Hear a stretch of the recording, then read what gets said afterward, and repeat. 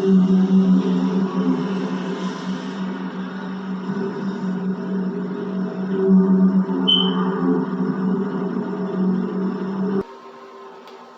me a while to get on here, and that's because we had issues.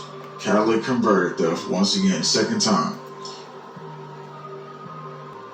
You know, AZ, big city, lots of stuff happening. Anyway, we're gonna get you into what's big going on. U.S. West prepares for possible first water shortage declaration.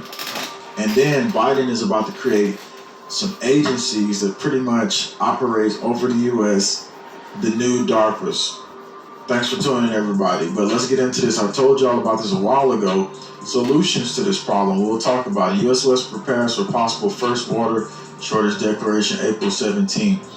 The man-made lakes that store water supplying millions of people in the U.S. West and Mexico are projected to shrink to historic lows in the coming months, dropping to levels that could trigger the federal government's first ever official shortage declaration and prompt cuts in Arizona and Nevada. The U.S. Reclamation released 24-month projects this week forecasting that less Colorado River water will cascade down from Rocky Mountains to Lake Powell and Lake Mead into the arid deserts of U.S. Southwest and Gulf of California. Water levels in the two lakes are expected to plummet to low enough for the agency to declare an official shortage for the first time, threatening the supply of Colorado River water-growing cities and farms rely on. So this is what's coming, everybody, and I was telling y'all about this. What's going on? I was telling about this was coming. And what could you do to be ready for this? Well, for one, you can look into hydro panels, which pulls water out of thin air. You probably get like 3 or 4 liters a day if you're in an area that's very dry. If you're in a humid area, then you'll be much better off with hydro panels. You have to look that up. Also, learning to live close to the water is a very important thing for strategic situations in the future coming. We got to prepare for what's to come because this is not a joke. This is what's coming and this is what's here. So moving into the next piece, I was going to tell you they're going to also drop the snake robot in the ocean, which they're already doing, saying it's going to go to ships and everything else. Snakebot goes for a swim. Carnegie Mellon University acclaimed snake robot. It says we can go places that other robots cannot, said Howie Closet. This is professor of computer science. It can snake around and squeeze into hard-to-reach underwater spaces. The project is led by chosen Matt Travelers, co-directors of Biorobotics Lab. Now, if you think about it, Biden also, because of that water shortage situation, he's going to go in with this climate agenda situation that's going on. And basically, he's about to create 2 new agencies.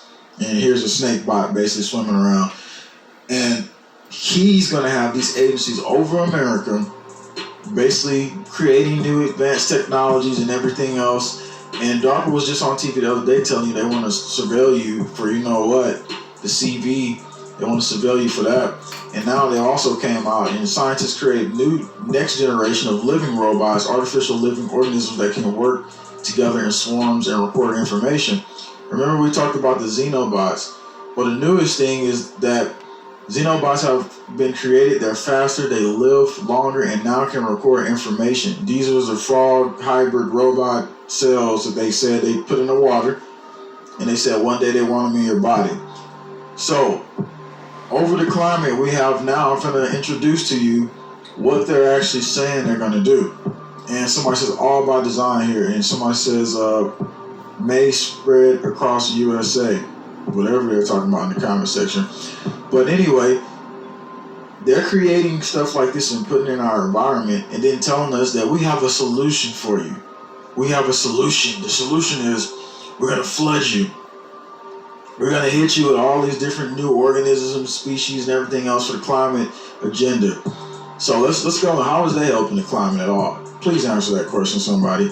Anyway, going into this next report, this is what Biden is about to do. And so Biden proposed creating 2 DARPA-like agencies.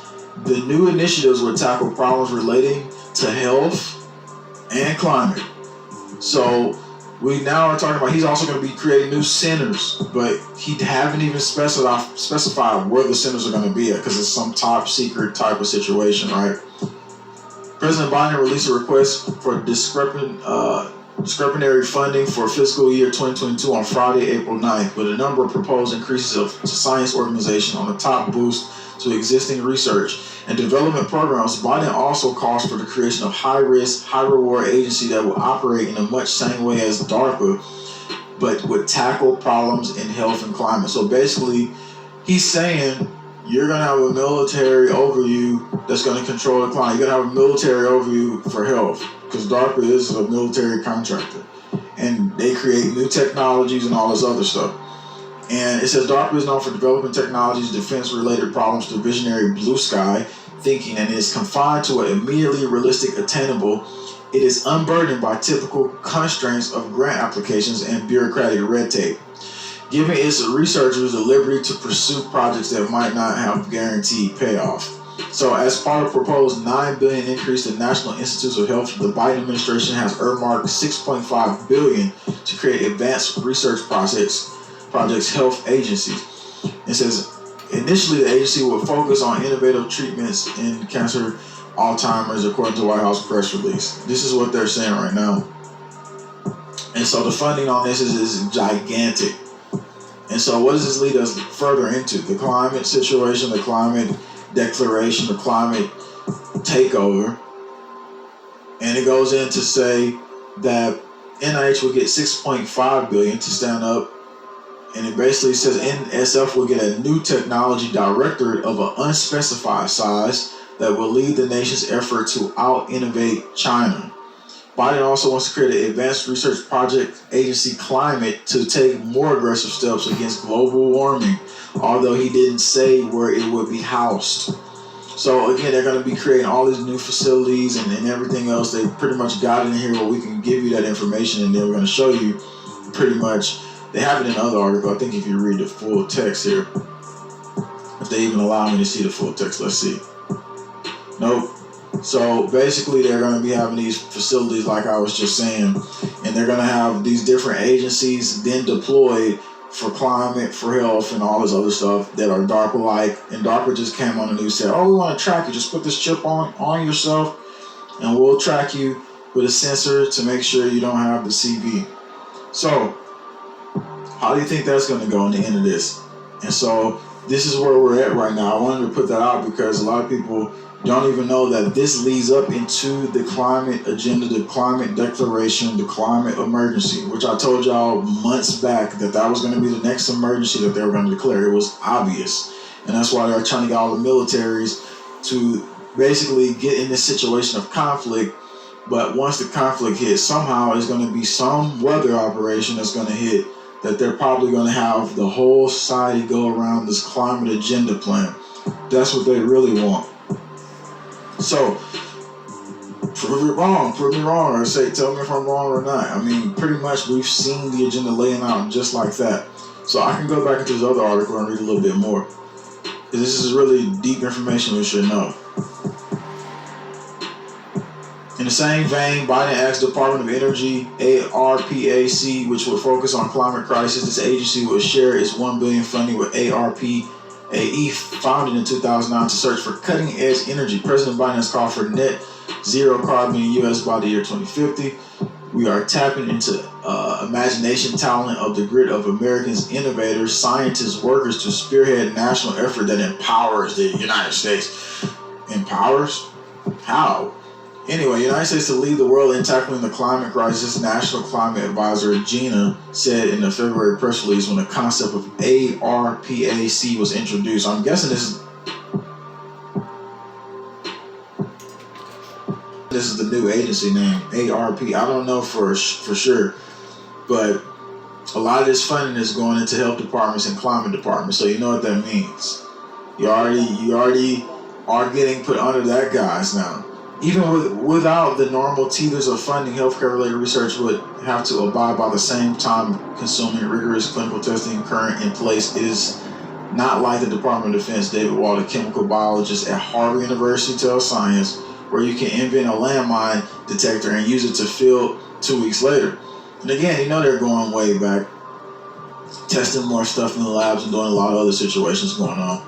So we wanted to get you aware of this because what's to follow after these agencies come will be pretty much super big. Right now, it just seems like, oh, it's just something small. It was just guys talking about it. And I'm not hyping it up enough. Like, oh, it's just going to be big, guys.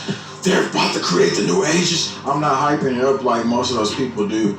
And, you know, they hype it up and everybody's like, oh, shoot, he just said it was going to happen now.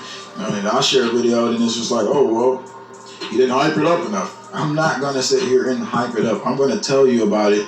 It's up to you to get the information out, though, and tell people about it, and then have a discussion about the future and what we do.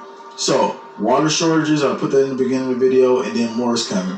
And so, I want to thank you for tuning in today live. I have more videos coming up, but not today. It was a big day already, and obviously, this is the week we move. We just got hit again with another situation on theft, but we're short 600 still on getting the U-Haul, so if you can, please donate to support. The link will be below. We'll have more information coming. I'll have more information coming to Patreon this week, because like now on Patreon, I'm putting a lot of health information out, very important stuff that basically is good for survival, and a lot of stuff like that is very valuable. So videos will be on the right. It's stuff that you didn't see, and please hit that link below today to help support us before we leave out this week. Thanks for tuning in, everybody. It's the live report. Be prepared for everything you need to, you and your family and God.